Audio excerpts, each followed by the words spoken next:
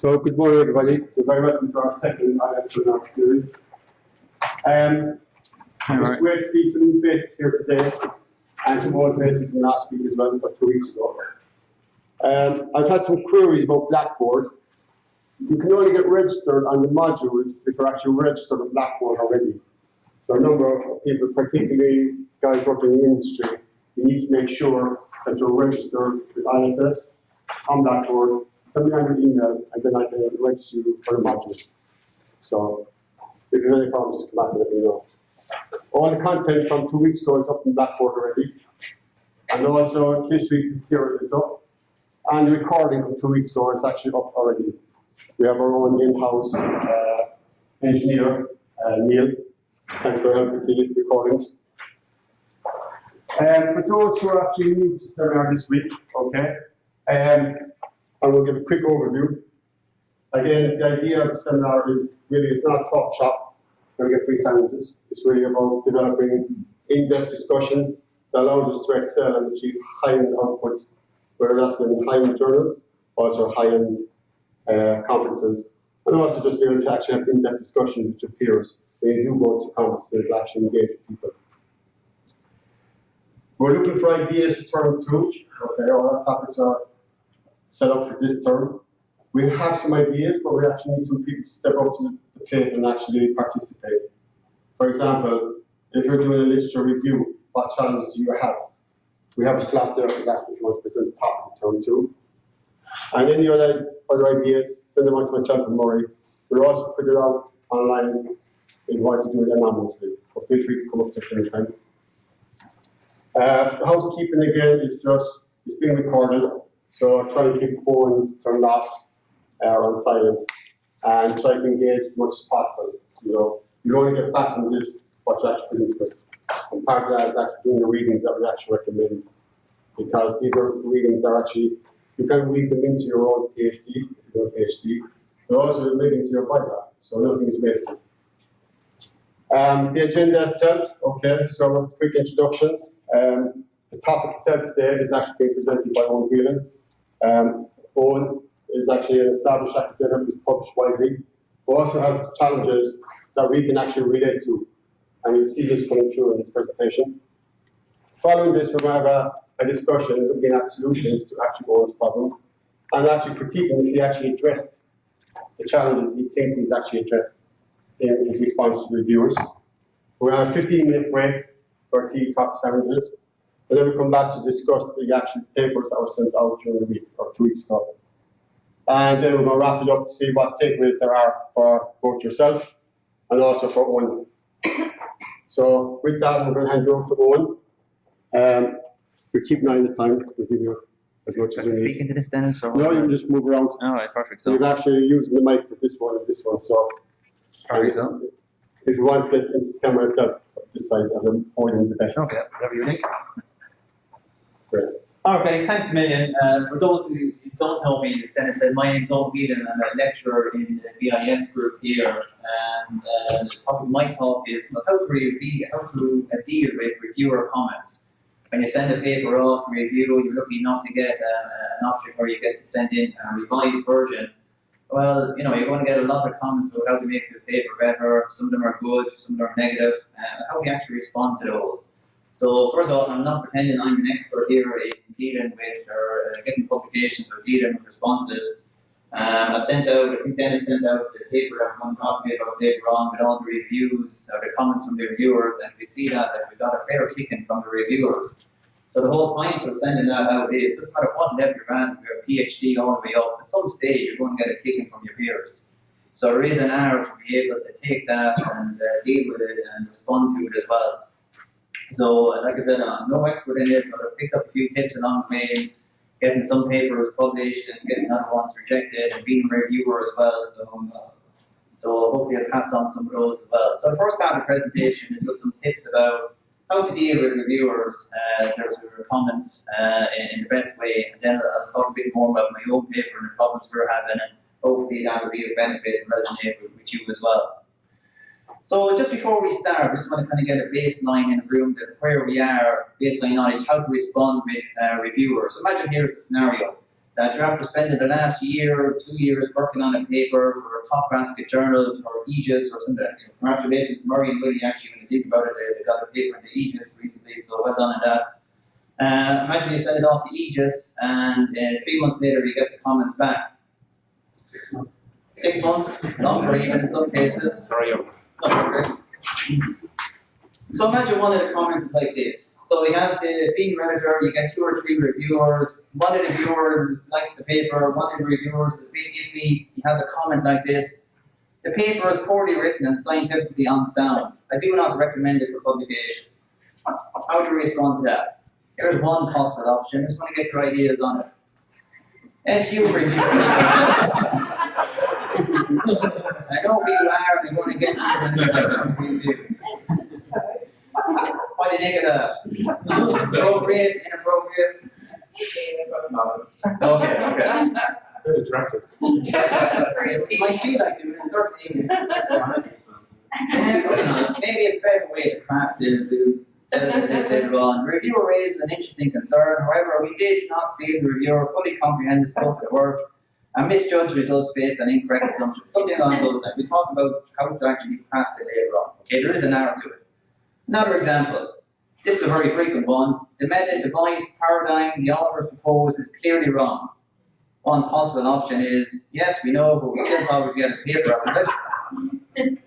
Maybe a better response is something along these lines. The reviewer raised an interesting concern. However, the focus of the work is exploratory and not performance-based, blah, blah. It's just kind of an example of how to go about crafting the response, okay? It might feel like saying one thing and being honest, but you know, you have to put a bit of thought into the review. So one last example for humour, if nothing else.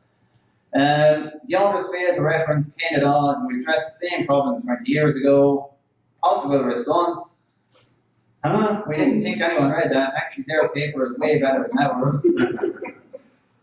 Maybe a better response is something like this. The reviewer raised an interesting concern. We do tackle the same problem as Kane, however, advances in web technology have fundamentally altered how people present themselves to the world, necessitating the problem be addressed for today.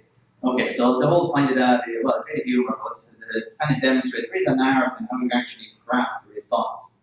Okay? So when the review comes back, you get a big long review, and your job is to put that into a table point by point to respond to everything. Okay?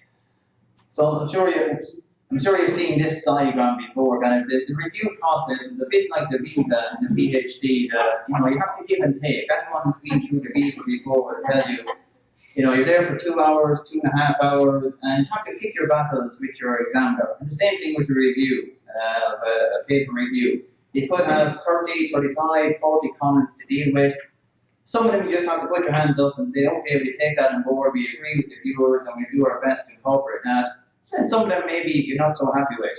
So you have to pick your battles. That's key as well, knowing, you know, that takes time and effort to actually figure out which comments do I, you know, accept and which ones do I actually stand up and stick your chest out and say, no, I'm actually going to hold my ground in this one.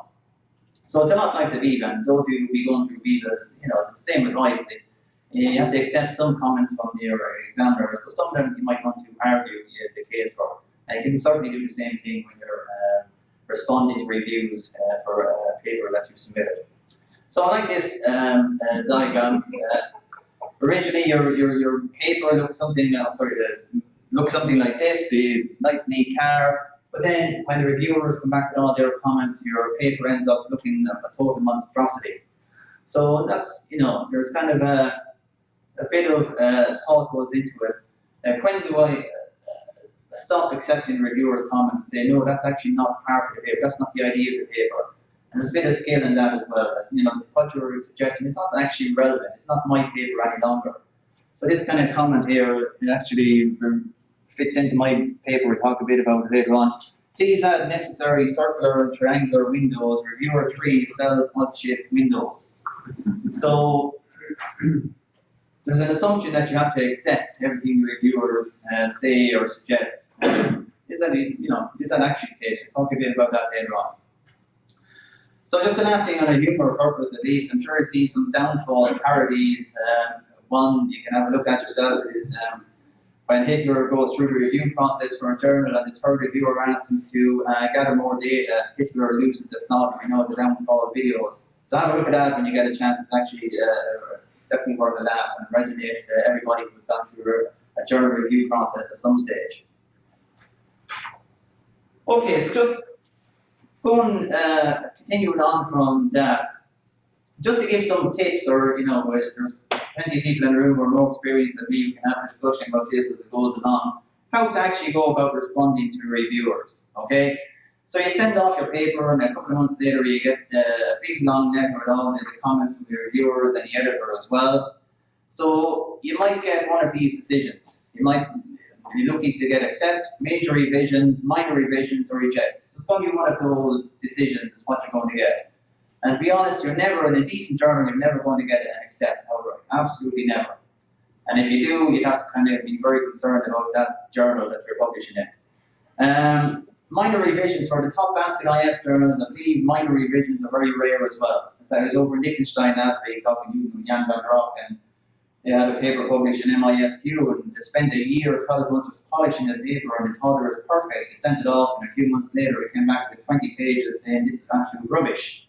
So they sent it into the next round, and it came back at 16 pages, absolutely rubbish. Went on again, 12 pages of rubbish. So eventually it got it down, and it was kind of they dug in deep, and eventually got published. So, every paper, more than likely, if it's a decent journal, and you're in after the first round of reviews, it's probably going to come back as major revisions. So, that's a win. You shouldn't kind of think that, major revision, that's a real kick in the teeth for me, that's just barely better than rejection. That's absolutely not. That's what if you get a major accept, well, I probably won't say accept, but say send in the paper with major revisions. If it's a decent journal, that's a fantastic outcome. Okay, so some people seem to be on major revision, they don't like it at all, but actually it's the opposite. You have a great chance of getting into there on. So just some tips, and I won't go into we'll look at the example later on, that when you're given the option to submit a revised version of the paper, you have to respond completely to every comment that the reviewers and the editors make. So I'm actually reviewing a paper at the moment at IT and People, and the paper in question, it got through the first round review with major revisions. But in the second round, the authors just didn't deal with left out some of the trickier comments. They just didn't mention them at all in their response. They just kind of focused on the easy, the low-lying fruit. They did those, but the major challenges, they ignored them. And, if you're a reviewer, you spend your hard time reviewing somebody's paper and just ignore your comment, well, you're going to be pissed off straight away. So chances are that paper's going to go nowhere. So you have to respond completely. Your job, once you get a major revision decision, you're in the game. You have a great chance of getting published. It's your job now to be as detailed and professional as possible to make sure that it goes all the way. So respond completely. Once you get the letter, you break that down into a table where you list every comment that the reviewers or the editors make, and then you have another column where you list your response to every one of those comments. Don't leave anything out. There's nothing worse when you're a reviewer. There's plenty of people in the room here who review papers. There's nothing worse than when you spend your time giving feedback that you want to make this paper better, and somebody just ignores the comment or just kind of treats it in a very superficial way. So that's a big no-no. That's going to make sure your paper doesn't get any further. Respond politely, be professional. It sounds a very simple thing to say, but watch your tone, and people are giving up their hard-earned time to work on your paper and give you feedback. Be polite and be professional, and thank them for their comments. Even if you don't agree with them, being polite and certainly help. This is another example. I'm on the editorial board of IT and People, and there's another paper that we gave a decision of accepting major revisions. But the author, he sent me an email last week saying how grateful he was to get an opportunity outside of the manuscript one, the system. So he obviously looked me up and sent me an email saying how great it was to get into the next round. He's delighted with this, and can he come back with any comments if he's unsure. So this kind of says to me, someone really wants to work on the paper, and you want to work with this person to help him get the paper published. So, you know, it's small things like that. I know it mightn't sound like it makes a difference. We're all very scientific and professional. This kind of the interpersonal aspect of it, and being polite and professional, does go a long way as well. Yeah, and very important as well, respond with evidence. So when you're doing up your table and you have all the comments listed on one side and you have your response on the other, make sure you have evidence. If the comment is that they want you to add in some extra literature, well, you know, say, thank you for the comment, we added in this literature, here it is, copy and paste from the paper, page 7, paragraph 2, highlight it. So make it easy for the reviewers. You know, if you've done the work, you know, they want to see that you have done it. You know, you don't want to go through the paper again trying to trawl where exactly this comment is or where you actually dealt with their comment. So if they ask a comment is, well, you need to beef up the contribution, or you say, oh yeah, we did that in the revised version, and you don't say how you actually did it, or you don't detail where it's done. You know, you're going to get them on the wrong side straight away. You have to go and start looking through your paper, and it's more work for them, and it won't be nice straight away. So respond with evidence with every comment that you get. If you don't agree with a reviewer, that's perfectly fine too. But again, back it up with evidence. Okay, and that's the key. Maybe the comment that they say is not relevant to your paper, it's outside the scope or something like that, and that's something that will come up in my paper later on. Yeah, some other steps along the way, not really steps when I think about it now, but some other tips, I guess. Yeah, very useful piece of advice someone gave me a long time ago.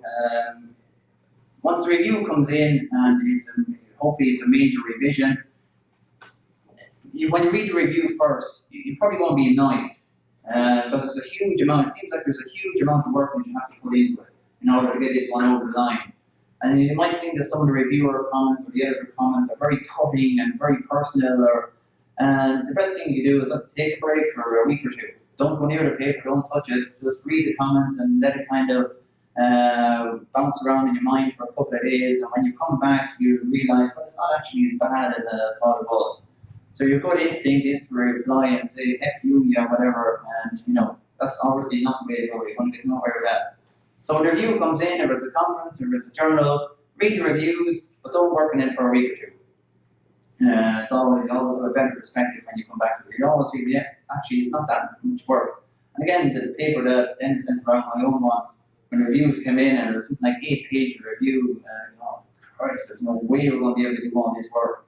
And it's only when I left it alone for a while and came back and said, well, actually when you read it again, you break it down, maybe it's not as bad as it all.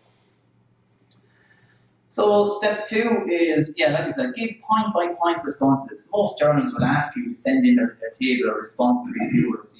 Even if you're not, you should do it. So you create your table point by point, everything that the reviewers say. Some of them are very good. They structure every point on a bullet point, and you just take those and stick them into your comment. Some of them are a bit more, they just throw it in one paragraph, it might be 4 or 5 different points, and you have to tease them all out. So there could be a bit of work into it. But your job is to pick out every comment, every point that the reviewers make, and be as detailed as possible, and respond to everyone as best you can. And don't leave anything out. Like I said, when you're on the other side and you're reviewing a paper and someone leaves out their comment or ignores it, you're just really annoyed. Yeah, attention to detail when it relates to the second point. Just every point, be very detailed. There's a lot of thought goes into how you respond to every comment. So you have to treat it as now you've got a decision from the journal, it's submit a revised version with major revisions, but you have to treat that, well, now I'm in the game, I have a great chance of getting this publication. The only thing that can mess it up is if I don't respond professionally and in the correct manner, I'm going to get kicked out. So you have to adopt that mindset. I'm in now, it's just up to me to make sure I get it over the line. You have to be as detailed, as professional. Don't give reviewers any wiggle room. They have all these comments, respond to every one of them, very as detailed as you possibly can be, and just don't give them any wiggle room to reject your paper. Okay? Yeah, what you're doing, very simple professional things as well. Like I said, when you're a reviewer and you're giving your time to review a paper and hopefully make it better, and be professional in how you respond and the language that you use. Appreciate the reviewer's work. If they're giving good ideas or they're there to help you make your paper better, but acknowledge that and say, that's okay, it was something we didn't think of, we'll bring that into the next version. And, people like to feel appreciated and giving up their hard-earned time to work on your paper, make it better, and if you're thankful for it, that's going to go down well. Yeah, I suppose a question for you to think about, maybe a little bit of discussion about, well, are peer reviewers always right? So you send your paper off to MISQ, ISO, whatever it might be, and you come back, lots of very cutting comments that you think are personal, or what do you think? Should you always respond and agree with them, or what do you think?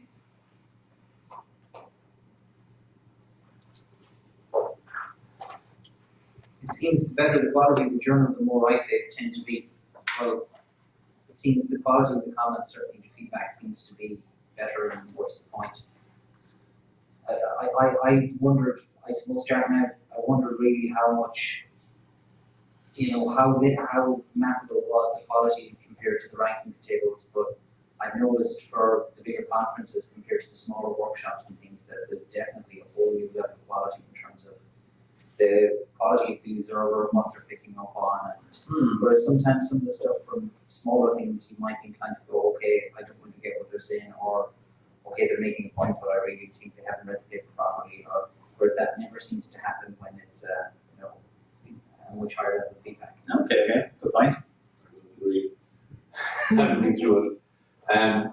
They are always right, but even when they're wrong. Okay, so to some extent, you have to pay deference to them because there are biases. People have biases in their papers, and some of that is because you may be attacking their particular belief system. But I think in the better reviews, where you have to go, and I mean, paper we had that never ended up being published because two reviewers had polar opposite opinions, and there was no editor. Okay. So there was nobody to make a call. So we ended up in an impossible situation where one reviewer wanted one thing, the other reviewer wanted the other. If we satisfied the one, we fell out with the other. Yeah. And it's a good journal, not in the vast debate. Where I think you want to look to in these situations is, does the editor agree with the reviewer? Yeah, If the editor picks up the point, then you have to respond to it. Yeah, that's the point I was going to make, that, the way these journals work is the senior editor or associate editor, different journals call them different things. They're the gatekeeper, they're the person who makes the decision at the end of the day. Even though you might have two reviewers saying that this paper is absolutely fantastic, you love it, the senior editor can still reject it. That's perfectly fine. The reviewers, they don't make the decision. They're only to give expertise or to help the senior editor come to a decision. But it's perfectly fine for the senior editor to reject the paper, even though it gets too glowing reviews. So they're going to back it up and say whatever reasons.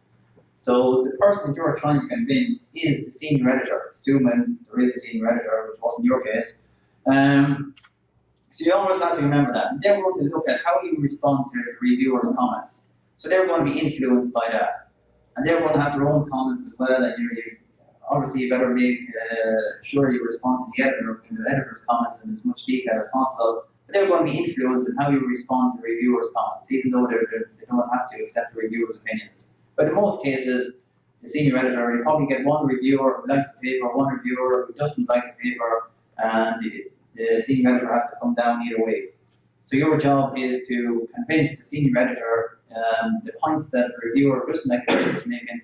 Well, we have an argument of why they're not relevant or they're not don't affect the quality of the paper. So it's always the editor that you're trying to convince, and that's something to be mindful of when you're responding as well.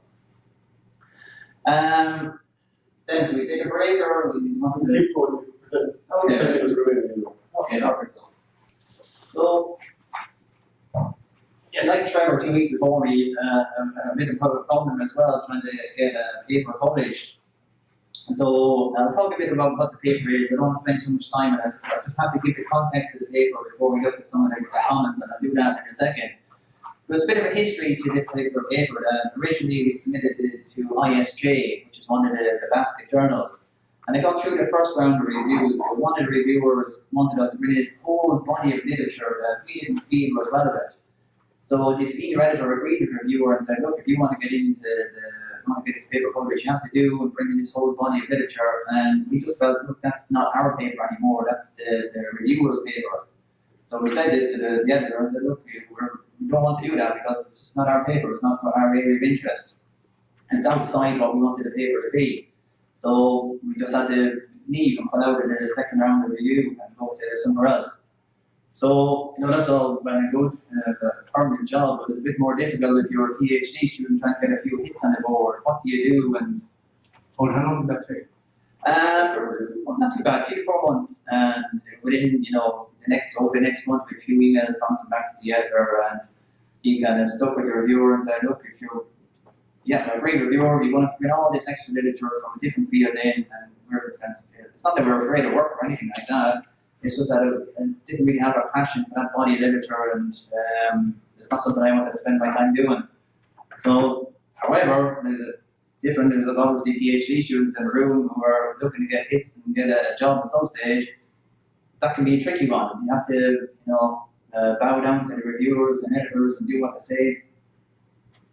I don't know, maybe something to think about, but it's a bit of history. So anyway, we went to a different paper, or a different journal, Information and Organisation, which is a very good hit as well, a 3-star journal on the BIS list. So I just want to explain what the paper is about, just take 2 or 3 minutes to do that, and then look at the reviews. I won't spend too much time on this. So the paper is about social networks, social network theory. So what social network theory is all about, if you want to understand why people behave in a certain way, well, you can look at their attributes, you can look at their motivations, you can look at their characteristics and attitudes. That's only going to give you part of the picture. What social network theory would say, well, you have to look at the structure of the network around people. So it is not working. So it's the network, who you're connected to, and the structure of that network kind of opens up opportunities to you and constrains your behavior as well. So if you want to understand why people behave in a certain way, you have to understand the network around people as well. So that's the area of my PhD is in that area, and that's the area of research I still have an interest in. So the study of social networks has been around for well over 100 years at this stage.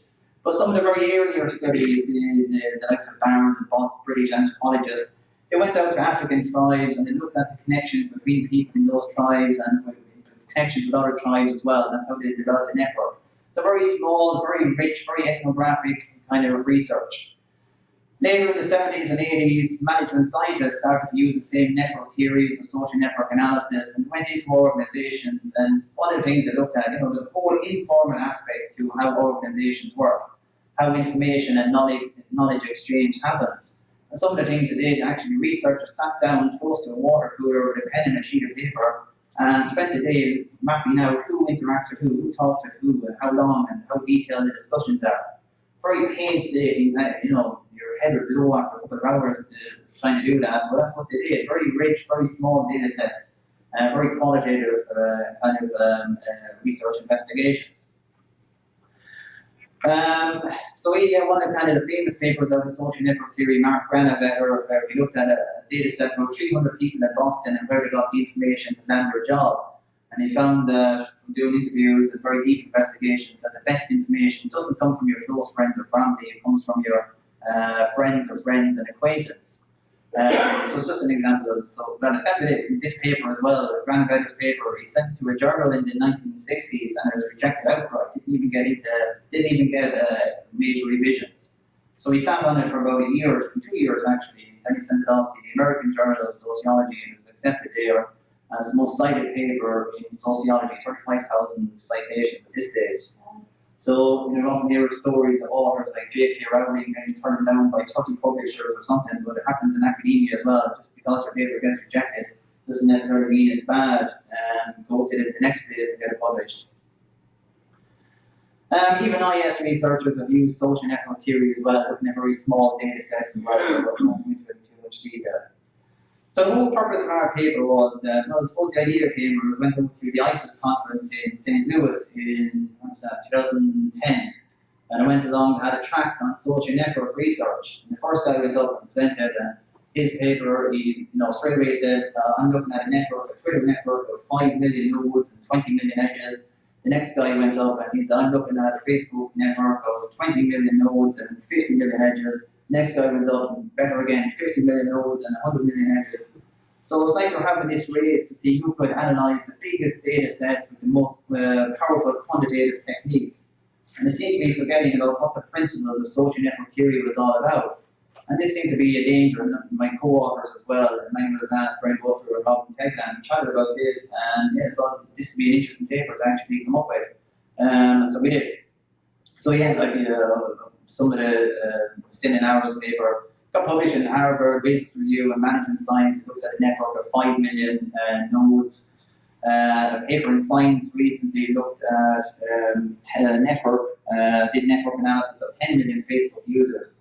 So I'm not saying there's anything wrong with these studies, but there seems to be a rush by IS researchers. If you want to do social network studies, you have to extract the biggest social media data set of the electronic trace data that you can get. So it's like the advantages of this electronic trace data is like you get a microscope or a magnifying glass on human behavior. You can see who interacts with who, when it actually happens. It's all recorded electronically because people are on Facebook and Twitter and other social media, email, and platforms like that. So there's huge advantages to these technologies. Certainly, there's no doubt about that. In our paper was, well, look, you're forgetting about the original principles of social network theory and its whole qualitative anthropologist background as well. And that's a danger to IS researchers. So that was the whole point of the paper. Okay, yeah, just keep. Okay, so that was the point of the paper. We sent it off to the reviewers and information and organisation, and they came back with, if you read the paper Dennis sent out, there's a huge amount of comments there, over 8 or 9 pages of comments. So what I've done, I've just picked out about 5 of them. I think are a little bit tricky, or maybe it would be some use to you and to see, well, to get feedback from yourselves as well, to see, well, could this response actually be crafted better, or the steps that I mentioned, sounds like I'm an expert in these, like you responding professionally, but I'm certainly not saying I am. So, any advice or help, I'd certainly appreciate it. So one of the comments, and another thing to do, when you respond then in your table, make sure you label each comment, whether the senior editor 1, that's your first comment, or senior editor 2, and reviewer 1, first comment, whatever. So, go down and label each one of them as well, for some simple tips. So one of the comments, kind of a general comment from the senior editor, was the shared concern about stereotyping should be the easiest to address by adjusting your rhetoric to be more positive and less dismissive. So basically what he's saying that we are very dismissive of these electronic trace data studies with massive data sets. They seem to be of the opinion that we're saying these studies are rubbish.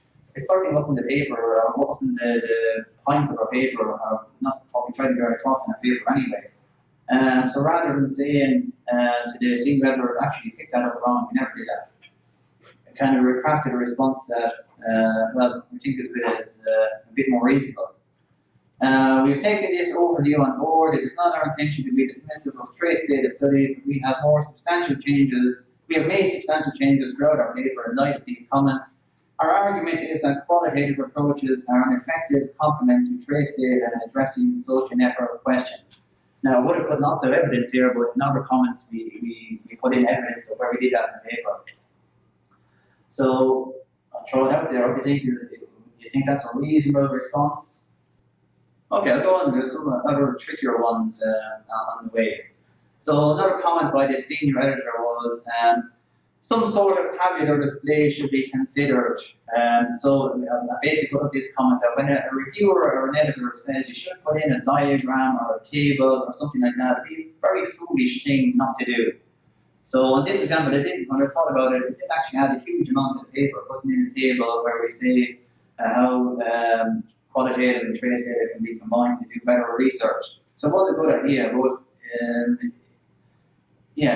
if you're asked to put in a graph or a table or whatever it might be, I think it'd be a very foolish thing not to do. It's kind of hard to argue that no, we're not going to put this in, because obviously the reviewers were confused by something, and so it just makes the paper a bit clearer.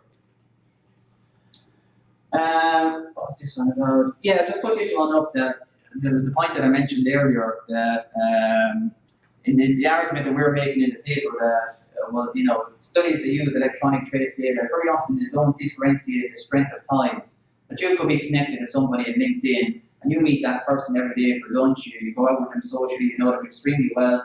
You can also be connected to somebody on LinkedIn that you don't really know, you might have only met once about 5 or 6 years ago. But these electronic trace data, they're trying to treat the same the tie has the same strength and it means the same thing, but obviously it doesn't. So we're trying to make that point in the paper, but the reviewer, the editor, oh no, it's a reviewer this time, over 1.6 is the sixth comment of the first reviewer. He meant to say, well, that's not always the case. Some electronic trace data studies do make a difference, and I kind of responded to that saying, we thank the reviewer for this comment. In the revised version, we cite an innovative example of how Facebook data can actually be used to assess the time, and I actually listed it out here where we actually did it on page 7, so I just have to go rooting around for it. So it's kind of conceding the point, and it's a good point, and you concede it and you show how you incorporate that into the next version of the paper, and you list it out for them so they don't have to go rooting around in the paper. Lost this one about. Oh yeah, remember I put up a picture earlier on about the car, and your original submission looks like a car, and then it looks like this monstrosity. In our review, one of the reviewers actually identifies himself. His name is Ron Rice. He's a fairly big name in IS, or in social network research. So to have someone to like that reviewing a paper is a bit of a challenge as well. But yeah, he mentions himself and who he is, who the reviewer is, which is a little bit unusual. But he also mentions one of his papers. So he says, indeed, one of the focuses of Rice 1982 analysis over time, online network relationships within, at that time, a big data context of a nationwide computer conference system. So basically he's saying, you know, why aren't you citing me? So when I read through that, I hadn't come across that paper before, I had to dig it up. It was actually a book chapter, and it was hard to get, but I got it on the hands of it anyway, and read through it, and it wasn't really relevant to the paper. It wasn't in the context we were saying, you know, our papers about how qualitative can be combined with these electronic trace data, and just didn't fit in with the argument we're making. So I had to try and choose my words very carefully. You know, he's a reviewer, he's given us this citation, and yeah, well, probably responded anyway, I don't know what you think. We thank you for this reference, but we have decided not to include it in this section. The purpose of this section is to consider how qualitative approaches can be combined with trace data. The Rice 1982 paper relies exclusively on computer monitored data. But what we did later in the paper, we came up with a table and we stuck these references paper. Here's an example of how we go about doing one of these studies. So hopefully that will appease them that we do reference them, but not what he was expecting. But I think we have an argument, and it is a valid argument, whether it was anyway, at least, whether he accepts it or not, we'll find out shortly. But yes, it's a tricky one, and I suppose the point I'm trying to make that some of these comments can be very tricky in how we respond to them. Go ahead, make a suggestion, sorry. One, I think it's great, like the detail on this is great. I would say actually more, I wouldn't be afraid to have very lengthy responses to some of the key points. I wouldn't underestimate, one, how sensitive some reviewers are, and number two, remember that a lot of these reviewers, like we'll say in Aegis, I have something like 65 papers that come across the desk in a year, and you accept 3 of them or 4 of them. So reviewers are very quick to go, they love to be able to go, yeah, no, this hasn't made it, so to push to one side and not spend as much time on it.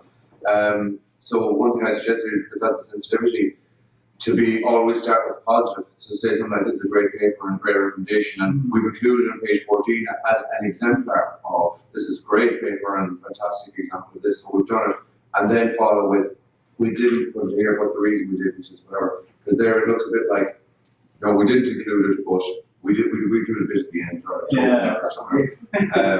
Yeah, so just always try and keep it in a very positive, like it's amazing how reviewers just decide, no, I give them a recommendation here, and they either paid lip service or didn't. So yeah, no, I don't, and it's actually not about how good the paper is, it's just, no, I don't like this isn't. So you flip those two paragraphs around. Good point. Was it something that was picked up on by the BIS or? Not really, no. Yes, kind of more general kind of comments, kind of at a macro level. This guy went into it, like he copied and pasted, I think I have it there, he went for every paragraph and copied and pasted a line or something from every paragraph and had a comment about it, so I was quickly responding to him. But yeah, some other comments were very positive and, they did add value to the paper, but one or two of them were very tricky. And yeah, I suppose this is kind of a tricky one, that if a paper doesn't cite the reviewer, and the reviewer feels they're an expert in the field, which this guy actually is. He's a very big name. Yeah, experience says that you can be very sensitive and treat those kind of reviews, very carefully. So yeah, we have to do a bit of work in this one anyway. I suppose ultimately it is the SE who makes the call. And, you know, they're more likely to be impressed if you come back with an argument as to why or why not. Yeah. Put something in.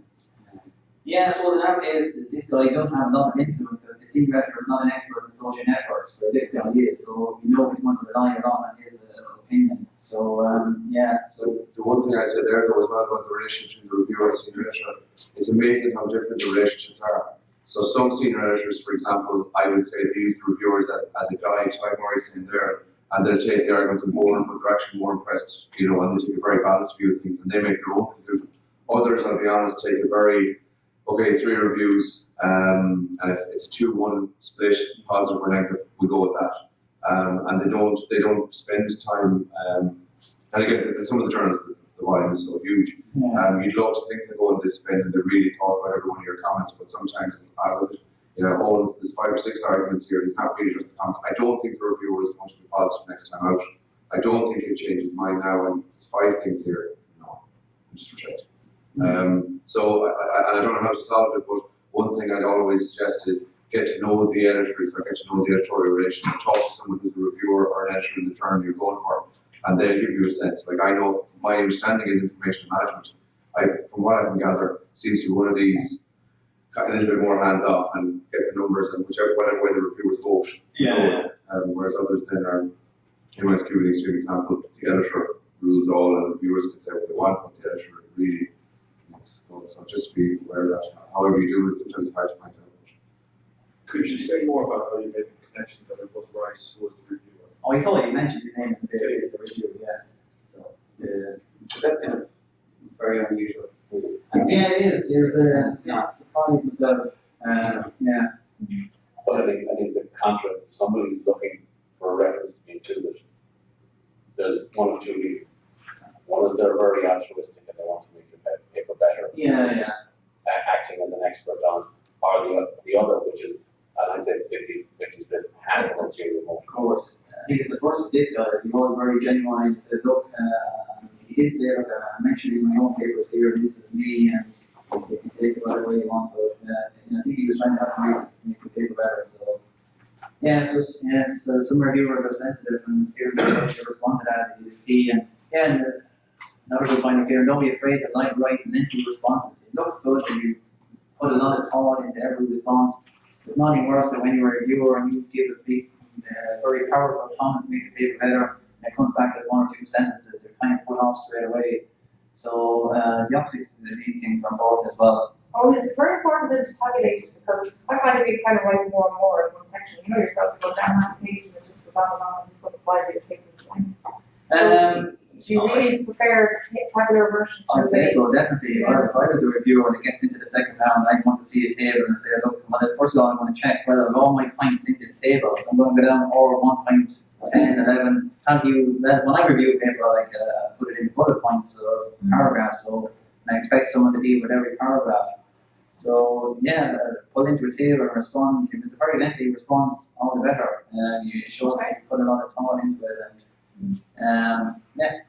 But the key thing here, you know, and this is a really good example, is the level of detail that reviewers go to fill, you know, analyze every single line, and you have to adopt that. So it's the same approach when you're responding to themselves. So just let people know, with 15 minutes remaining to kind of give feedback to all and straight from the paper before we take a break. So if we can just weave it into the comments that we go through as well. Yeah, probably 1 or 2 more comments. Okay. Push on, so. Let me remind myself what this one is about. This is let's put this one up because the first thing the reviewer says in this one is very important to us at least. I would like to see a version of this paper in print. So, you know, that's straight away we know that we have this reviewer on our side. Even though his next comment you see we're kind of in this conflict with, but anyway, you know we have him on our side, so we want to, you know, use that for advantage and be very professional and very polite and you know, do all those things we talked about as well. I don't think you're bombing down with anybody. It's just, you know, when they're on your side, take advantage of it as well. there's no point in going to a response to kind of acknowledge that and thank them and show how we're taking their comments on board. However, the same reviewer, I think, the very next comment, maybe an earlier comment, he uses very cutting comment. Another great example of this inflammatory language. So, you know, on the side, he says we're using inflammatory language. It wasn't the objective of the paper. Like, we're making the point that these studies, they use massive data sets of 100,000 or 10 million or something. That's not the only way to do IS research or social network research. That was the whole point of our paper. We have to go back and revisit the foundations of social networks. But when he uses something like that, that says that we're using inflammatory language, that's a very tricky one to deal with.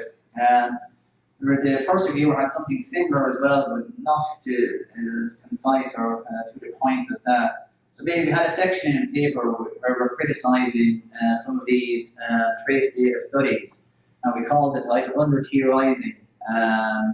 He basically says you make sweeping generalizations about quantitative researchers not being theoretically deep, but do so in a single paragraph, at least in the first instance. So we thought about this, and the other authors in the paper decided, look, even though we thought it was a good section and it had its purposes, we decided we're kind of giving into them a little bit, saying, okay, we're taking out the section, even though the different authors on the paper had different opinions about it. We decided just to pull that section and move on. So I think you were right, there's no point in causing offence. yeah, especially when he uses that kind of language. You know, it's kind of you know, mentioned our kind of offensive, like like we think this is a good section. Not obviously respond to that, but you know, they were saying both reviewers, the first reviewer had something along those lines, but obviously not as sharp. Could I suggest one thing here? I mean, one of the things, first of all, it does sound, it's just the language that was used is the problem. Yeah. So there's two dangers here, I would think. An editor or reviewer might think you're taking the easy approach. Okay, you follow the paragraph and delete it, done. That's it, right?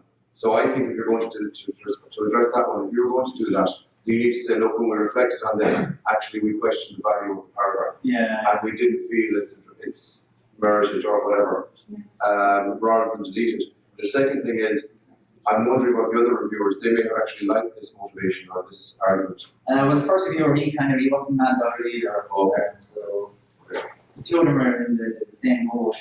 But that one is very much about others, and there's inflammatory language. Two generalizations. I'm guessing the point might be very valid, but just the way you communicate it might be different. So I just. Yeah, no, that's a good point. I think you're addressing language by deleting the whole thing. I would say if you're deleting the whole thing, then say, look, our reflection is to value, you know, so. I think there were a couple of other comments, like it comes up a couple of times, and they're looking for quite a bit of extra review, or, you know, if you want to make, they're basically saying if you want to make that point, then you need to bring in a lot more evidence. You know, you're being too generalized, so you need to bring in a lot more evidence. And they're always, the way I read it was, they're always saying, you know, you can't make that argument, you know, it's not sustainable in a way. We kind of felt that there is some certainly merit to some of the more recent IS network papers, that kind of they go revisit like the foundation theories, like the strength of weak ties or whatever else. And it's kind of there was a broad sweeping statement, but I suppose they wanted to see more depth in it, and we probably couldn't provide it. So maybe I think maybe the best thing was to delete it, and again it did bounce around the orders a good bit. Maybe we could word it a bit better how we kind of Could I suggest one thing as well, is I think we need to add another comment on the right hand side.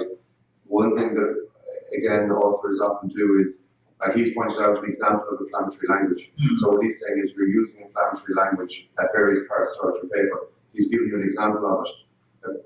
A stronger response, I suppose, what could come back here is go, look, there's inflammatory language used throughout the paper. You delete it in one section of the example like area, but it's still there. So I'd say we've done a full review of the paper, and other examples of inflammatory language. We've got someone else to proofread it, and we identified 4 or 5 other examples. Like the one you mentioned, and we've deleted those. Reworded or rephrased those. We did have a little bit, and the first comment the senior editor, he owns in it straight away, so we did make that clear to the senior editor that we did change the language around. Having a proofreader, that was a great idea. That's a good point actually, to get a comment like that, maybe get somebody else to read the paper and make sure that they were coming out in the same conclusion as you. But the key thing as well is not that when they give it one example of it, to say, okay, this is a problem that, I think that the way I read that is that it seems to be an issue that could be throughout the paper. Yeah, Or in more than one place, so. Yeah. I'd say we'll try to address it in other sections too. Yeah, that's a good point. And reverse those ones. Yeah. That'd be a very thorough response, all right. Or the other way to go at it, I mean, your argument to some extent is that they've moved away from the main components of social network theory Yeah. in terms of what they've done. So you can also go at it in terms of the question of, you know, the original social network theory hasn't been carried forward in the study of the large data. I think what you need to do though is you need to acknowledge that there are good studies, Yeah. but the majority do not have the same rigor as these two studies. Do you know what I mean? That's one way of going at it. But that sweeping statement is where you're running into problems here.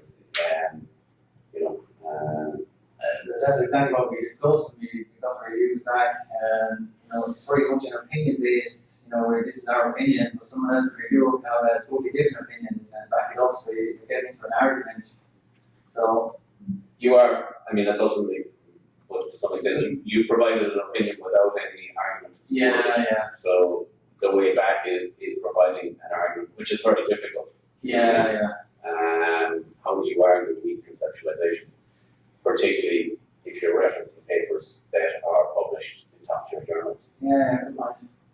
And so, you know, people do tend to get very precious about if they're a quantitative researcher or qualitative, and I bet the 2.5 or the review 2 is a stats person, and they're like, you know, saying, you know, you're saying all my research is rubbish.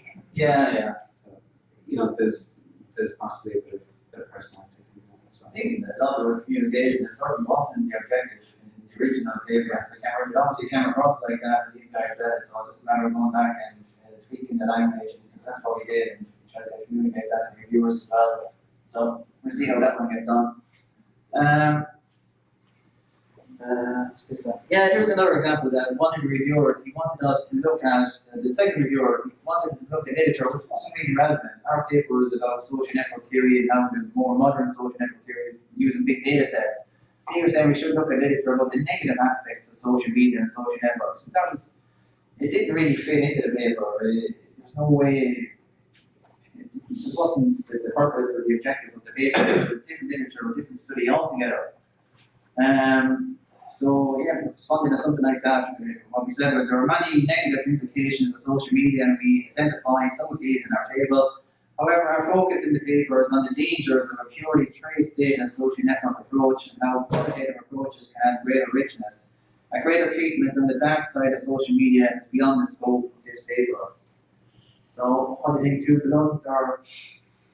It's clearly that literature, these references, like the reviewer has given time to identify certain references, but we felt like it's not relevant. These are one of the reviews that we're fighting or saying that, you know, it's not relevant to the paper, it's not going to add, it's not going to make the paper better. So, Do you think you could say that we're going to include this in a call for research in these, because that's so, Yeah, very interesting. Yeah, I could do something like that, yes. Good way to treat it. We do kind of, in the table, we kind of mentioned this as an interesting area, that how we can combine trace data and qualitative, but it's just, it didn't fit into the paper. So, yeah, it's a tricky one as well. How do you know? But it's always a good thing to get out of jail is to have a section of paper which is limitations of the study and for the PhD thesis as well. The limitations can be as long as the thesis. Yeah. But you know, you can say, you know, limitations of papers that we didn't treat it, but it's beyond the scope. Yeah. For future research. Okay.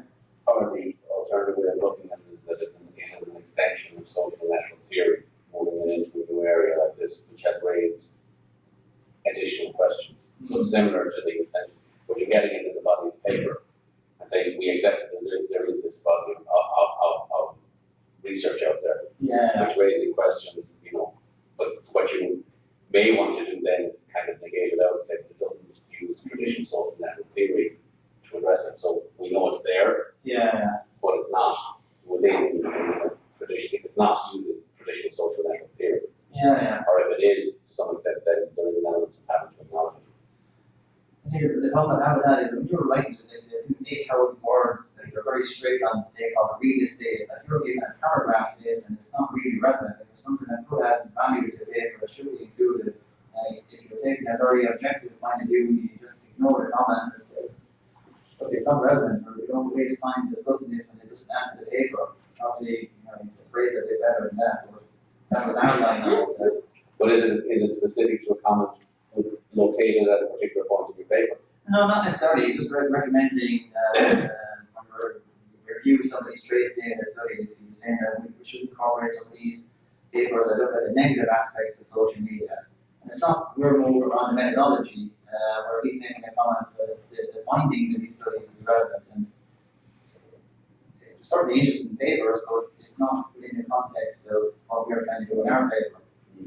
And all our authors, we saw that we all agree this is just not relevant to the paper, so it's how we communicate that back to the reviewer and assuming that he is sensitive, so I don't know if we did a good job on this. But I think there's always room for one or two, but I think just looking through the comments, there's quite a few comments that you've either maybe just questioned, they maybe the fact that they were based on assumptions or it's not relevant or whatever.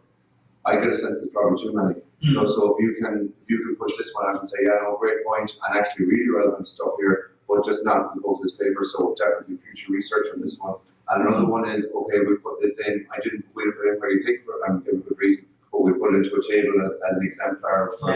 So all positive, we've definitely taken on board and we've done something. Or maybe actually another one is to say, look, it wasn't relevant, but we understand now from reading the paper it wasn't clear. We didn't make that clear, and we were a bit unclear about our boundaries. So therefore, we've clarified our boundaries to show that this is relevant. So again, it's a positive one. Yeah, we were wrong, we weren't. But arguing away comments, too many of them can cause a problem. Oh, we don't do it. There was 30 odd comments, and I want to pick up 5 here, just to give you some tricky ones to deal with.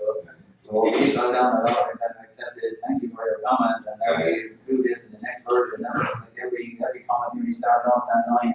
But the most ones that we did feel that we had to fight, because this wasn't in our paper. Like we didn't want to go through the ISJ experience all over again. Incorporating stuff just wasn't the purpose of the paper.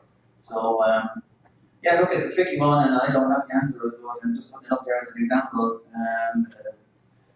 Yeah, the reviewers are sensitive. We need to put a bit of thought in how we respond to them. Yeah, that's it. So thanks very much.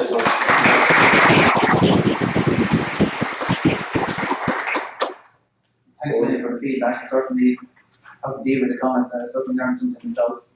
So I know a few comments actually just wanted to wait till you actually finish your presentation. I went through your paper comments.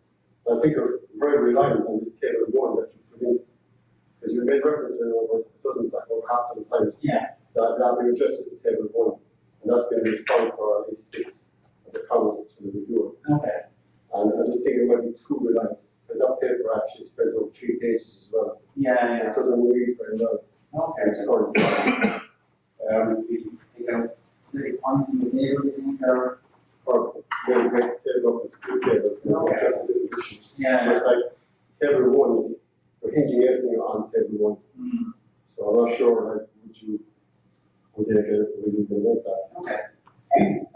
One thing I wonder to comment on, but I saw this feedback from the leadership of our colleagues, that the reviewer mentioned about use ampersand and when you're actually referencing people. Yeah. And I've seen said in your paper as well, you're not consistent throughout the use of ampersand and, so the ampersand should be in parentheses, whereas the A and B should be in the sources, in the content. Okay. So if you go back through the paper, I know I didn't pick up on that. Yeah. I just saw it myself. Myself. Yeah. And in one of your comments there, you actually talk about using the word stuff. So the reviewer will go, what the hell is stuff? Yeah. So just be careful with that one. So here, page 14 is mentioned the use the word stuff. I'll find it at the back there, somebody else wants to. Yeah, this is something like it should be in our. Your thought process for going to the alternative journal, share that. And they publish more commentary papers, not all of it, but a lot of big star papers with no empirical data in this. There's this is the commentary piece. So information organization, they have a history of publishing commentary pieces about the BIS discipline. So that was one of the prime reasons. But it's a pretty good job as well. Is there any chance that maybe it might be common, the reviewers might be the same? Or? There can be, maybe it's point driven, yeah, but it's often the case that, but what we did when the IS2 paper came back and wasn't going into the second round, we decided to pull it. We did take a lot of the comments by the reviewers on board. So we didn't just submit it straight away to the next journal. So even if it is the same reviewer, they would see, okay, we took on 90% of the area of comments. We did actually do that. Going through IS2 was very useful. But there's just one particular area that we didn't agree with and didn't want to go down that road. But you're right, just on that point, a lot of the members of editorial boards, not just in one journal, they're across different journals. So it often happens, and I've seen it once or twice myself, that you submit a journal to one or a paper to one journal, it gets rejected. 2 days later, you submit it to the next journal, and it goes to the same editor. So they know you've done absolutely no work and you haven't done any feedback, and they'll just reject it there and then straight away. So, you know, when you get feedback, if it's a reject, we'll take the feedback on board and spend a bit of time making the paper better, and then go to the next best journal.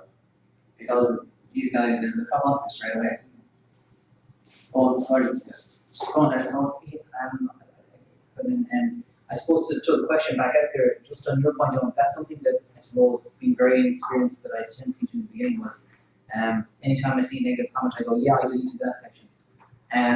I suppose trying to interpret what you're saying, I know Buddy, Murray and Kieran that were saying it, do you think it's a case that there's very, unless they expressly say delete, in the majority of those circumstances, generally they're looking for you to change something rather than to remove. As reviewers yourselves, are you going to say, if you want a section removed, are you going to say there's no need for that section? I can give you an example. On the editorial board of 19 people, we got a paper in recently where it was they called it a multi-method research. It did qualitative first, and that led into a quantitative study. When I read the paper, before looking at the reviews, that the qualitative study is not that strong in that section. It doesn't add to the paper. There's no real strength. They're taking up like 2 or 3 pages.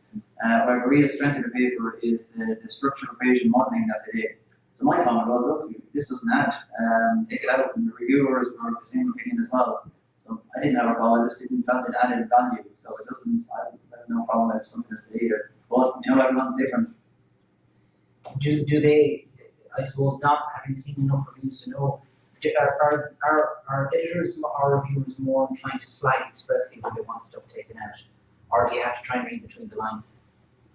Sometimes I find myself, I look at comments and I go, I'm not sure if they're really saying they want this deleted or they want me to change it. Like, I could see your point there that you take something home and go, I wonder if they just need to change the language throughout the paper, or is he saying get rid of this? I find it hard to make that decision.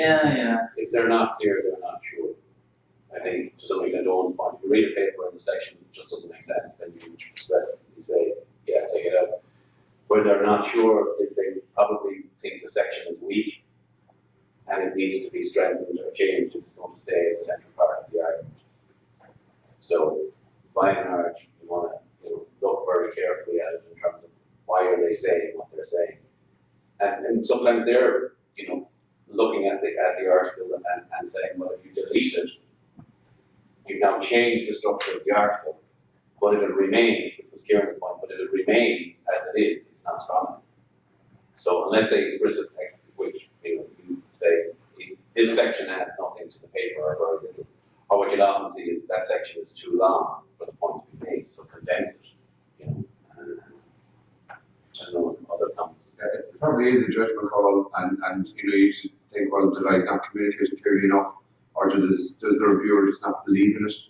And actually, what do we lose if we take it away? The one thing I would say though, an automatic deletion, this is personal view, but I know it's shared by some others. As an editor, one thing I'm allergic to is the superficial responses, and they're made up of one where you'd say something like, yeah, I wasn't sure of this reference you used it on page 5, I just don't get the point of that reference, and sure there's a better one. And you go, yeah, delete it. And they go, well, actually, no, but it was used on 3 other pages as well, and you didn't delete it there. So you just went in, you delete the one thing to be able to say done. And there's a number, you'd be amazed at the number of papers that come in that are very strong in the first round, And then in the second round, it's, yeah, Grant, delete that bit. Okay, that sentence wasn't clear, rephrase the sentence. Yeah, clarify the objective. I inserted the word, Grant, done. And that can cut that. You very often see reviewers coming back very negative to those. You need to show real, like if you decide, yeah, I'm deleting it, then okay, talk about why you're deleting it, why there's suddenly now no value in the section that there was before. Maybe where have you supplemented other sections to compensate for it or whatever. But show, yeah, really stewed on this one. The word I always use is stewed on it. You really thought deeply about it, and then you made your call, but it wasn't just a loose response. Could you say something about the process you went through with the other authors in terms of taking the feedback and then determining how you respond? Yeah, I suppose the people that worked on this paper, they're very senior people. I kind of simply wanted to work with them because they publish in NISQ and ISR, and I thought it'd be a great opportunity to learn from these people. So I was kind of the junior Joe on the team, and I didn't mind that. A lot of the work was me. So when the response came in, I did the initial table, kind of what I thought were responses, or good responses. The ones that were very tricky, then I asked the guy, come on, what do you think of these ones? So we had a couple of conference calls, and we had a couple of drafts writing it. So we disagreed. We agreed the most, disagreed on certain ones. That one about deleting the section, we certainly disagreed on that one. So yeah, we had a couple of fruitful discussions about it. But yeah, I suppose kind of on that point as well, it's a good idea that when you're get a PhD and you're thinking of publishing, you have opportunity to collaborate with people who have, kind of their names and lights in the field. You should always kind of go for those opportunities as well, but be aware that, you'll be a junior person on the team, you might take on a heavier workload. You learn a huge amount from people who have that experience, so it's kind of another insight. Yeah, I certainly learned a huge amount from my co-owners on this. Well, one of the responses there, or .13, we say on page 910, we now include a section on limitations of qualitative approaches to source method research. Yeah. So when I went to look at page 9, I didn't find a section. Okay. Or a paragraph. On the paragraph, okay, for that one, so. Yeah. Okay. Because there was like, as I was coming through the paper, saying, oh, maybe we got the page number wrong. Yeah. There's small things like that. No, I can't agree with And a that. lot of that comic book stuff is on R19. Reviewers, Yeah. So that's the thing that is the Achilles heel of publishing. That's really good. It's the advice section. Yeah, this one is up there, that's the review. So yeah, I would put your slides on his ground, but not. Could I add two things? Oh, sorry, I know I can't get too much of a meeting, but it's a really valuable exercise. But two quick comments is, one, most people don't get to this stage. They don't get past the first round. So you should be thinking of in like a reviewer from the first. So the perfect example is people often write a very light and loose motivation. So I would assume that the reviewer hates your stuff, doesn't like the area, doesn't like the method, thinks it's been done already. And even if it is, there is so much value in it anyway. So you go through and you think of a reviewer as an opponent. So for example, rather than a nice and loose motivation, this is an important thing to study and it's understudied at the end. You come up with that, like I know some of the people in our group that often say it. You say something like, look, there are 5 core motivations to this study. Firstly, 1, 2, 3, 4, 5, and for each one of them, give 2 or 3 points for each. So the reviewer and the enemy can, think this area is crap or whatever, but they have to go through, if they want to reject your paper, they now have to go through and not just say, I didn't get the motivation, I don't like it. They have to say, right, I have to respond on 5 points. So you turn it back on them. You have to tell me 5 reasons why these 5 reasons are not valid. So really thinking about the opponent when you're writing the paper in the first is really good. And the second thing is, very often when people are starting out to think of these reviewers as senior eminent people in the field and sitting there in the ivory tower looking at lowering it, I would say the negative reviews are inversely proportional to the seniority of the staff. So most of the world-class leaders, I would say, in our fields of review papers tend to be kindest and most developmental, and the junior staff are lethal. So I don't know, and sorry, I don't know how to behave or I don't know what to say to you, but all I would say is don't think that this is going to be, X in the field of analytics or whatever. It could be, but it's very often someone who's maybe marginal to the field, junior, inexperienced in their own right, has a grievance, well, I didn't get my paper in, so I'm going to make sure this doesn't come in. And so that's why, and I mean it in the best way possible. I love all this stuff, but I view it as a game, and we view the reviewer as an opponent. And you may give them give I suppose, fight in the best way possible. Don't take things for granted. You're really strong and what you put together and so on. Like this, to see this review process is really, really good for people. But to think of it, not, if you get to the first hurdle, you're already well in the way. Most don't get, they're rejected first. I was saying to the guys at Liechtenstein, they're nice people, they're saying like it starts off 20, and you put so much work in, they're getting down the next review is 16 pages, and you want to show so many reviewers just constantly fighting them. Yeah, it's a tough process, but Going to ask you about the time frame for your response. 3 months. Okay, they actually settled it. Yeah, they said they can go back together, and I think in our case, we actually asked for a bit longer, as one of the offers was a wait for summer. I think there was like 4, maybe 5 months, but we agreed on together and that, so it wasn't so. I think I suppose your presentation really brings forward, just because we got 2 days on the paper as well, does it guarantee you entry into procurement? I suppose sometimes, I suppose just being junior research myself, we see people like yourself who publish widely going, Jesus, he's talking about his practice. But this is actually, every publication is so challenging. Like I said on the paper, like I said, it's not what that, you want to get a treatment at some stage, so you know what you would. I agree with them, I was actually horrified when I saw the number. Yeah. You know, but I was reassured when they said, great.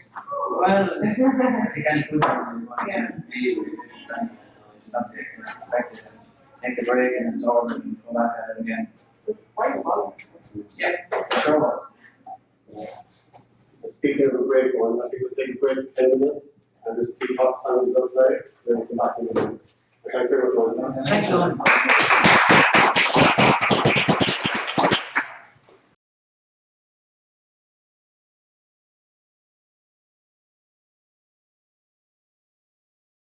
Okay, so I hope you've read the papers that we circulated earlier in the week.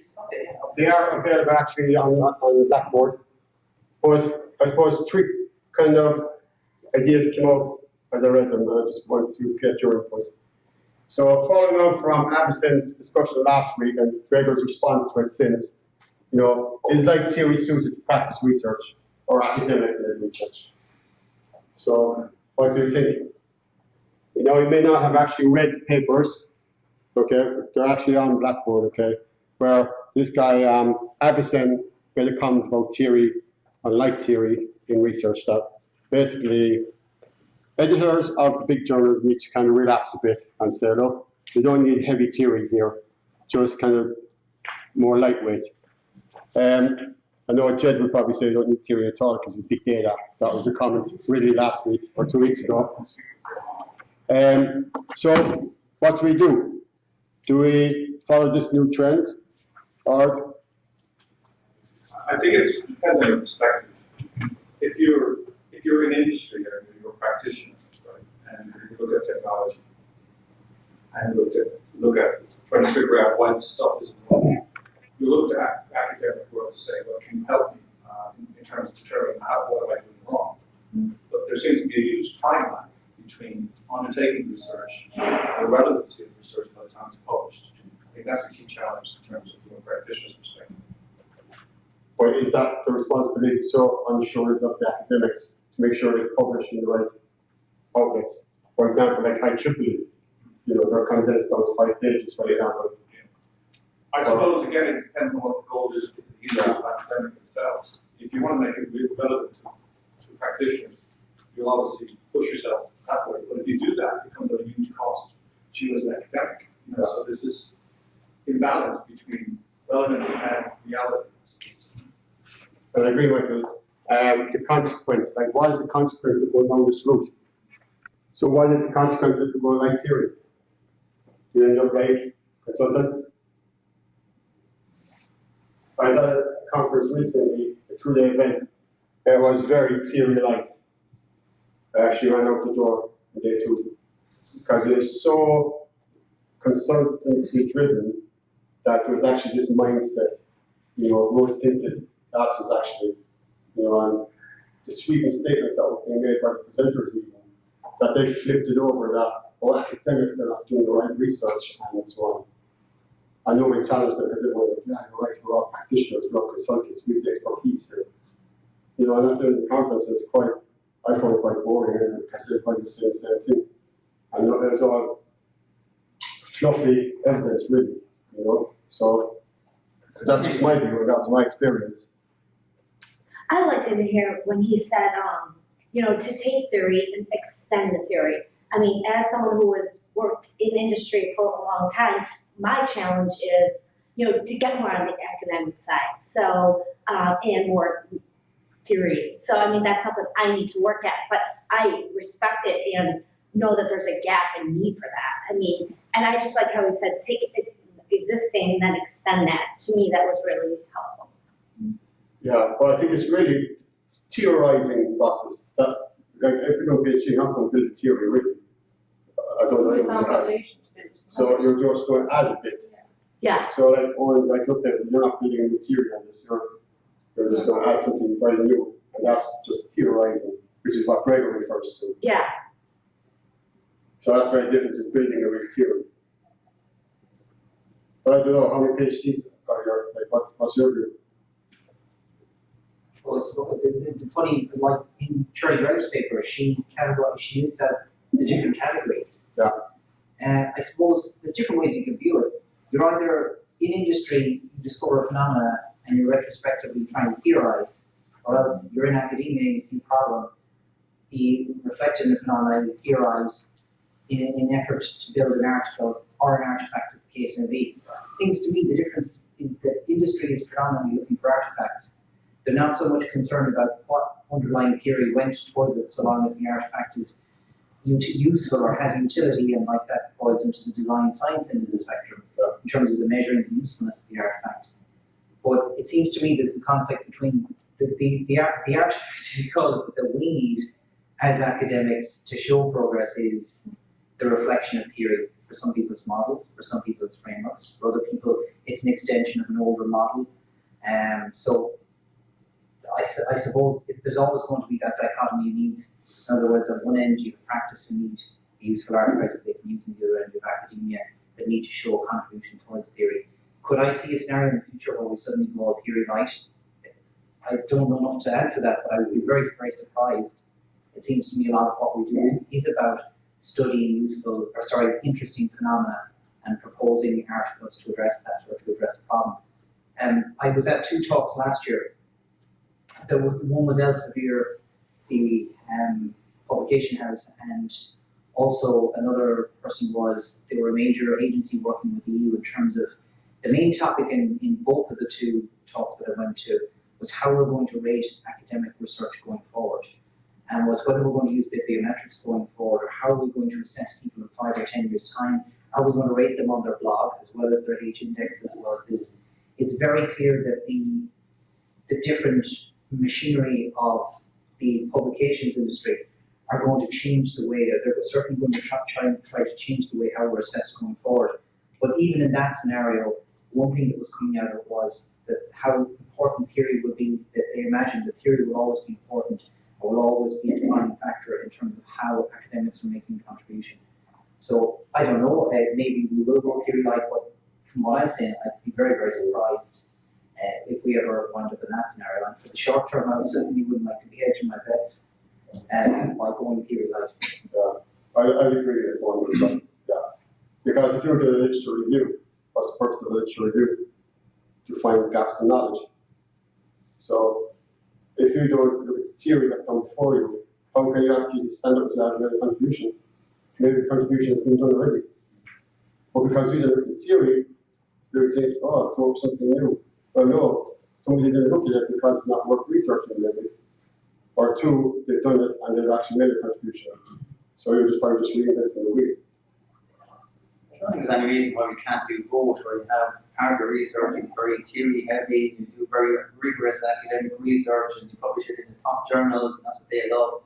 There's no reason you can't take those that study and publish it in Harvard or IEEE or Sloan or one of these journals, and they don't like to see a method section, or what they want like to see is, okay, this research is based on rigorous academic research that's been published in NISQ. Now translate it into a language that practitioners will read and will understand, and that adds value to us, because if we're not doing research that these guys won't read, what's the whole point? So it's will be something we should do. Okay, we have one stream of your publications dedicated to us at the top academic journals, but now can you figure out a way to publish in more, I know Sloan has a circulation of 100,000 every quarter, it's read, and in Harvard is probably twice that. So these guys do read it. So how can we get our research into those outlets as well? And that's actually one of the challenges I have on the postdoc one. I have to publish for practitioners, and IEEE is one of the channels we're going to use. How many citations are actually on an IEEE paper? Probably 6 to 8. So you've got a huge review of 200 references, how to condense that down into 5 pages. But maybe we're missing the point here, in terms of your MIT paper and a lot of the Harvard doesn't have a lot of theory gone into it. It's just stripped away in what's presented. You're not saying that it's not there. It's assumed, which is where a lot of the psychology papers have gone to some extent. Their lit review element is much smaller, and their methods is even smaller. It's just assumed that those are done well. So the paper is down to what's your actual contribution. So there's almost an element of that part is ticked and done. You don't have to write about it. I think, David Avison is a very interesting character. I mean, most of you, but and I think his fear, to some extent, is that we're becoming formulaic rather than theory-light. It's more that we're becoming formulaic in the way we apply theory. So in order to get in, you have to have a theory, you have to put forward. His starting point is how many of the journal papers in the top baskets are actually. If you stand back and assess that because they have a similar model, there's boxes, so I think what he's railing against to some extent is we're at the level of so formulaic, and in order to meet the formulaic, you have to be theory heavy. And it's a bigger question, is that the right way to go? I mean, I think Shirley McGregor's point is right. What she's saying is most of his commentary is actually against the journal process, rather than actually about the work itself. The best work in terms of making, I always go to, Einstein's theory was built on the basis of what would it be like to ride a light wave. That was the thought experiment that he did, which ultimately led to the theory of relativity. He actually designed the theory of relativity without any proof. He then had someone else go out and actually prove it, which involved, I can't even remember, but watching a lunar eclipse. It was gravitational lens effect. Yeah, but essentially, the point being, he started somewhere at the bigger picture. I think where it comes back to, and some of the later papers, Dallin had a great paper which said the problem is the problem. And it's all about starting with what is the real problem. I would say what Avison is getting at is a lot, which we all do. You get your lit review and you want to add a little bit to that, which gets so consumed in the way it's moving that you never stand back from the river and ask yourself, is this the right way to move? I think that's an element of, which is where McGregor comes, Shirley comes in with the idea of, deductive theory rather than the other way around. Just in terms of what William was saying there about the observation about absencing, the way that we're getting caught in the way we do things, and the fact that you mentioned literature review as well. There's a similar debate and a war raging. There's some authors from UNSW Lowell, and they have questioned the systematic literature review process, and it started a little bit of a mini war. And I suppose it's more about the point we're getting one argument on one side is we're getting more over-absorbed in the way that things are being done, more so than the outcome of what we're trying to achieve in terms of addressing the problem. So maybe it's a shift across the discipline in terms of maybe we need to get more back to the problem and less into the method, because I do know that there's almost this game that you're having to do at the minute in terms of the style of journals, how things are done and the methods, and what exact process and steps that they follow, more so than what actually problem I have is a good one, and B, actually have a novel way of trying to answer it. And certainly, like the other kind of major thing here that is influencing is the huge competition that exists. Kieran was mentioning like one editor gets 60, 70 papers a year. They said maybe 3. So that intense kind of competition. That's driven by practical things like people getting jobs and business schools. You know, we have a ranking list, there's a basket of 8. You know, in the BIS Discipline, we only have 2 4-star journals for the whole world of BIS researchers. So it's so incredibly competitive that it's you know it's bound to make things like theory you know, the most important and the most intensely scrutinized thing in the paper. You know, and certainly Owen's paper was a good example of how every single thing is intensely scrutinized and has to be absolutely to whatever the reviewers want. But yeah, I mean it is possibly about that kind of bottleneck that we have of so few outlets that are now becoming so specialized towards theory, and that's it, because that's what we're judged on as academics to get jobs. That we do need to look at other outlets or other ways of making contributions that are theory-light to make relevance to society in general. The keynote speaker at the IAM conference, his name escapes me, but he was saying, sorry, that the research has to be impactful and purposeful, and that it's just totally consumed with self-referencing or referencing peers, etc., it kind of loses that impact. So, whilst it needs that rigor and can be stripped away, it depends on who you're communicating the message to. So, whether it should be heavy on methodology, etc., referencing literature review, it depends really who your audience are. So, if you are talking to practitioners, like no more than you leave conference, maybe if it was too fluffy, they would just turn off after the first few pages. So they'd say, where's the meat in this sandwich? And I know that the rest of the padding, for want of a better word, has to be there. But it's too much of one thing and not enough of another. So you have to kind of tailor to your audience, and it has to be. I was just, what's the point of this impactful? What I found out as well in the industry is that, you're concerned with the here and now, and, getting business done that day, and in the next, short term, if you like.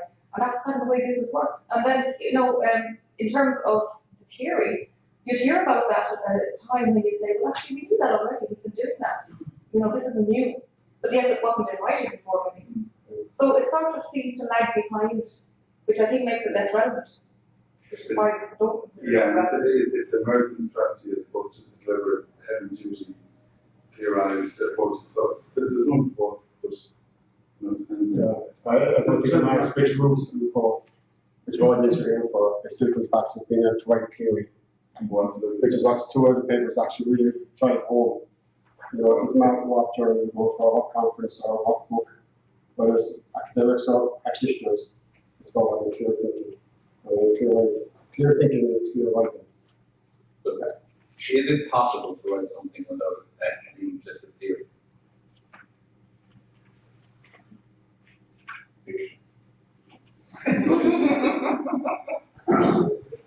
I mean, just asking, to some extent,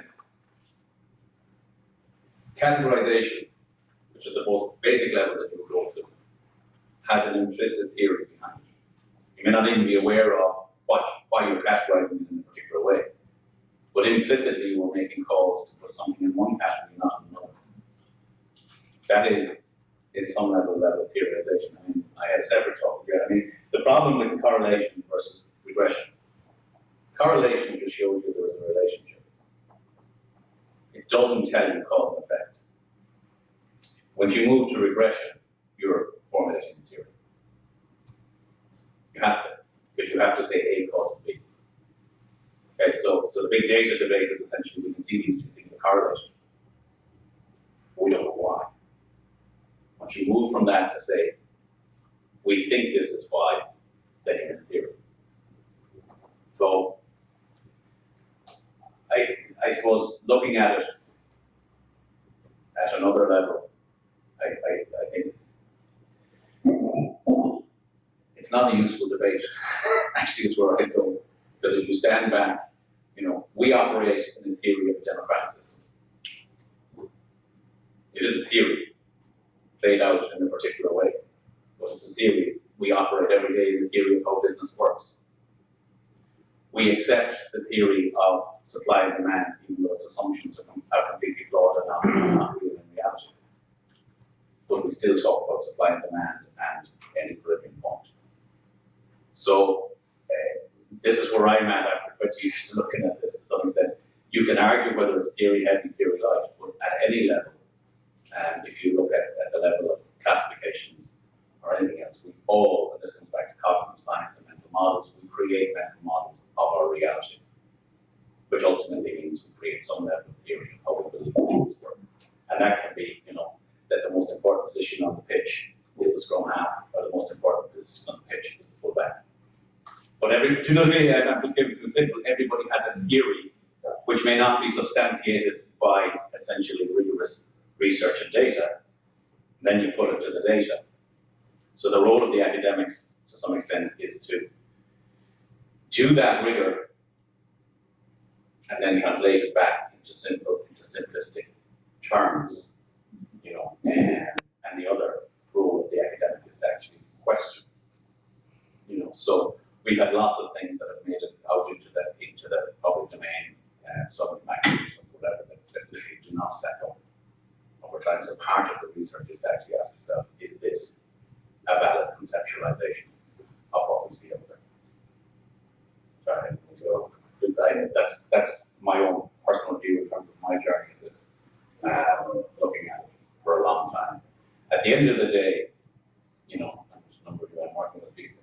Your PhD will come down to a number of boxes and concepts. It will. You can do whatever you want, but there will be boxes and there will be arrows. Is this what it's sad? No, I don't think it's sad. I don't think it's sad. I think I used to. So where was it? I was at. But what I've now kind of accepted is the world is so complex that we never will understand it in totality. We're bounded. So now we have to get to some level of understanding within a realm that we can operate with. So I don't think it's that. What I think is sad is picking a poor problem. So you pick a problem that you're just moving one of the arrows, which is what Avis's point is. We're making very little contribution because essentially we're picking a theory. We want to see just one arrow move a little bit. What you want to do is come back and say, okay, what does this look like? I find it fascinating. Because if you actually stand back and look at other boxes, I spent my PhD 3 months drawing boxes, and it came down to a 2x2 matrix.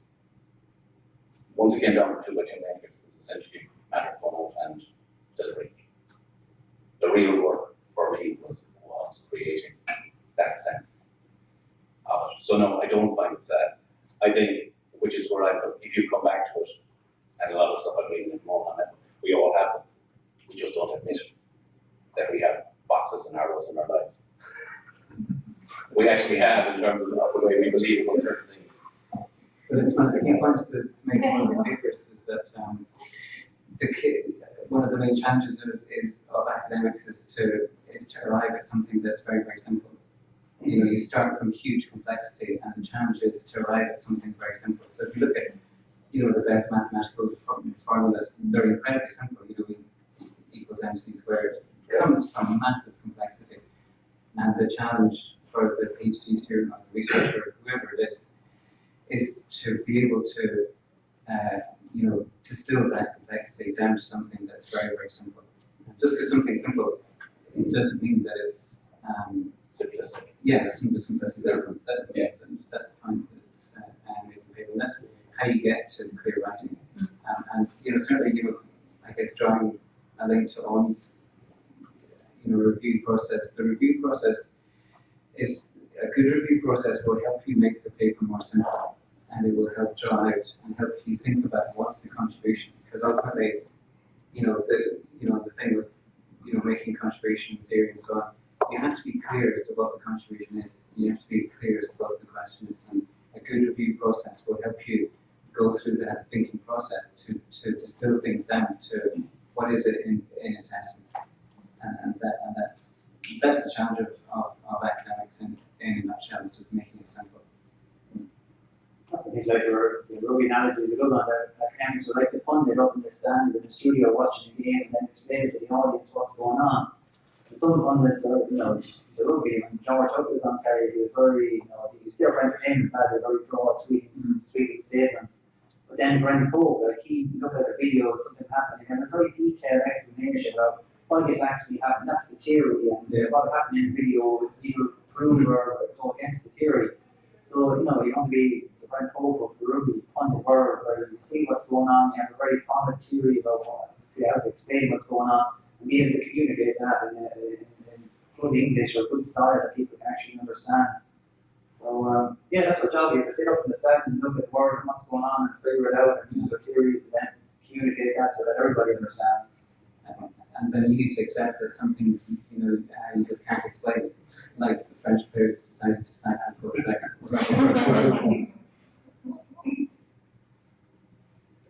So as we come towards the end of this seminar, we've about 2 minutes remaining. So I just want to check in, is there any takeaways that you can take from this seminar? So that you can actually mirror, I suppose, the challenges that one is actually interested in. Yeah, I think it's very much right with your audience in mind. Specific audiences require very different things from what you're writing. And the theory you write, no matter what you're writing, as long as you write clearly, it's going to be going in the right direction, but different audiences require very different things. And actually, I think one of the comments in the papers is to say, don't be isolated. Do your writing, but get it out there. If that means coming in here or go to a conference, even if it's not a 5-star conference, but at least you're getting it out there and get feedback and say, actually, people don't understand what I'm talking about, what they do. I think one of the real values on is mentioned in the paper, academics and those in the field enter into a group thinking, which is, this is the way of doing it. If you can explain what you're doing to someone who knows nothing about the field, then first of all, you know what you're doing, but second of all, you know how to communicate it. And if you can't, then this is where I go back to the boxes. The boxes allow you to essentially know what you're doing, and then you verbalize that. If you can't verbalize that simply in some level of an elevator pitch, which again goes back to Murray's point, it's not simplistic, it is simple. There's 2 years of work getting to that level of simple. You then know where you're going. Until you've got that, and there's a big danger you can go out without and do the research without the boxes, and then you compound your problems, is what I'm saying. You have to have that separate. And for me, the ultimate test is, can you explain it to someone else? And the other one is, can you give the paper to someone who reads English well, reads a lot of fiction, reads a lot of good literature, and if they can't understand your paper, then you have a problem. So, a lot of mine is by somebody who's read a lot of English, and it's depressing to come to read things and come back. It's just simply, I don't understand what you're saying. He said, but I'm perfectly clear. Said, no. And that's that's where you'll get to a level where you probably find. Does anyone want to add one more nugget of knowledge before we wrap up? You're all happy? Perfect. So we'll wrap it up. Thanks very much. Thanks.